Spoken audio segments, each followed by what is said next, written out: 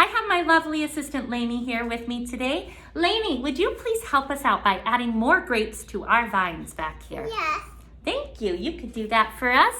As me and you guys at home, we're going to talk about the first miracle that Jesus did.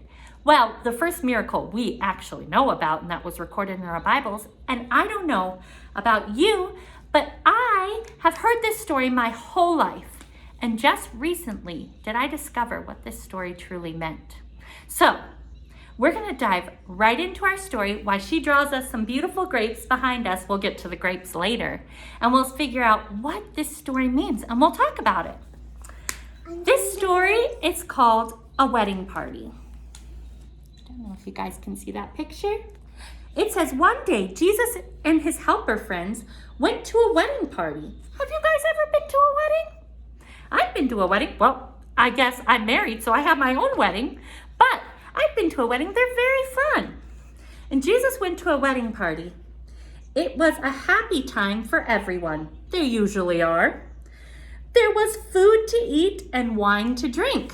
That's where the grapes come in. But Jesus' mother came over to him. Something terrible has happened, she said. They have run out of wine. Then she looked at the servants and told them to do whatever Jesus tells you to do, she said.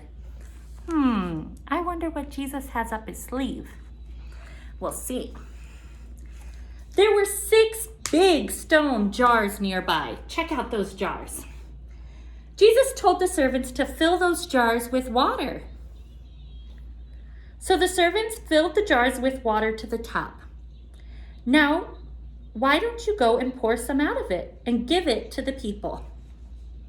Now, I don't know about you, but I don't think water would taste like wine, do you?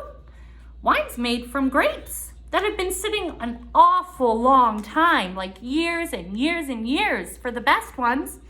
And the last time I tasted water, it didn't taste like grapes. But we'll see. The servants dipped out the water, but it was not water anymore. It was wine. The people drank it. Some of them even said this was the best wine at the party. They did not know it had been plain water before, but the servants knew God had given Jesus special powers because Jesus was God's son. Okay, my friends, that was a really cool story. And thank you to my lovely assistant, Lainey here, who helped me draw all those beautiful grapes. Thank you. You're welcome. Okay, guys, we are going to dive into what this story meant. Why was this the first miracle recorded in our Bibles? What does it all mean? And just recently, I figured it out. So we're going to only focus on 3 points to why this might have been the first miracle recorded in our Bible. And that first point is, at the wedding, they had first run out of the wine, and that was a pretty big deal. And this is the thing that I think is so cool. This is a way of God saying that he will take care of your needs.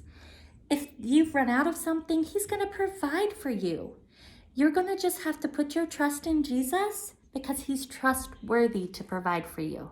You might not get everything you want, but he will meet your needs.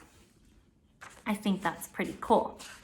The second point, now we're to point number 2. That was point number 1. We're to point number 2. The second point we're going to focus on today is Jesus told them to go get 6 very big stone jars that were sitting. Now you see those jars? There's something about these jars that you don't know about. These jars were actually used for foot washing ceremonies at weddings, to wash people's feet. Well, now, why do you think Jesus would have it full of water then? Here's what I think Jesus was trying to show us through this point. This was not just a coincidence. This was thought through. He chose those jars to show everyone that he doesn't care what you look like on the outside. He doesn't care if you're dirty or clean. Jesus looks from within. He cares about your heart. He wants your heart to be washed clean, not just your body. He wants your heart and your spirit to be washed clean. I think he chose those jars on purpose, not just a coincidence. And then if we look at the third point, which actually isn't in this story, but Jesus at the Last Supper, remember he takes the wine for communion and says, "This is my blood that is spilt for you." What's the only way our heart can be washed clean? How can we become clean from our sins? Through Jesus dying on the cross for us, and his blood washes our sins. So the fact that he turned that water into wine, now that it is in that jar that we clean with, that shows us that God is going to wash our sins on the inside and make us clean and make us new. So those are the 3 points we're going to focus on. And I just recently discovered those for myself. Not only is it a very cool story of transformation, but it is a very important story telling basically of what Jesus is going to do on the cross for us, washing us clean from our sins from within. All right, so we're going to run over real quick and try a science experiment with some wine and water. Who'd have think? Let's go. Okay, my friends, we are going to try this science experiment. And here's the thing about this miracle that is so cool. This miracle just shows us how powerful God is. Because you see, this miracle shows us that God controls time and space. And I just think that's incredible because here's the thing. Grapes like this take a long time to make into wine. If I were to squish one of these grapes right now, which I'm going to do for you, ready? Does that look like wine? No, because you know what has to happen? You gotta squeeze all the juice out of this and let it sit for years and years. This wine right here is from 2015. Wine is older than my helper, Lainey. That took years and years to make. And this cool miracle just shows us how powerful God was. He didn't need years and years to turn this grape into wine. He could turn water into wine in seconds. I think that's incredible.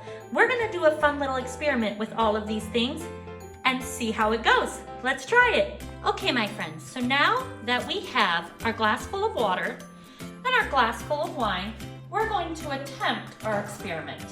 So, first things first, I'm going to put this piece of plastic over the water cup.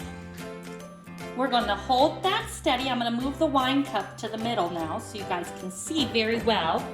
We're going to hold this plastic as firm as I can and try not to make a mess, but Miss Cait loves to make messes. I'm very good at that. So we're going to try to hold this plastic over the water and flip it upside down. Whoop, I did that. Now we're going to try to carefully put this glass of water on top of this glass of wine without making too many spills.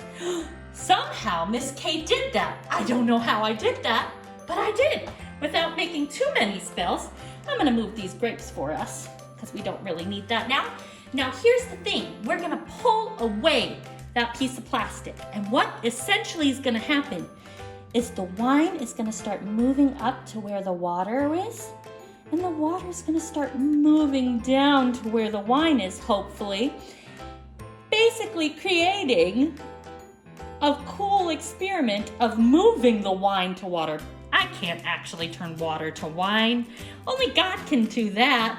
But I can show you a cool experiment of how they're going to move and switch places. Let's see. Let's see if I can pull this little bit of plastic ever so carefully. You're supposed to pull until the rims meet again. Guys at home, do you guys see it flooding up? Guys, look at how cool that looks. Do you guys see it flooding up? That is because wine weighs more than water. So water goes down and the wine comes up. They have different density levels. Isn't that incredible? So guys, this could take quite some time for all of the wine to transfer to where the water is. I'm gonna pull a little bit more on the plastic and see what happens here. If we can get a little bit more going up. Guys, look at home. Doesn't that look so awesome? That's so incredible. And like I said, I am not God. I cannot turn water to wine, but I can see them switch places and make it look really cool while it does. Oh, it's almost fully there. Remember to trust in Jesus and like and subscribe. We hope you enjoyed today's lesson. Like and subscribe. Bye. We hope to you today. Trust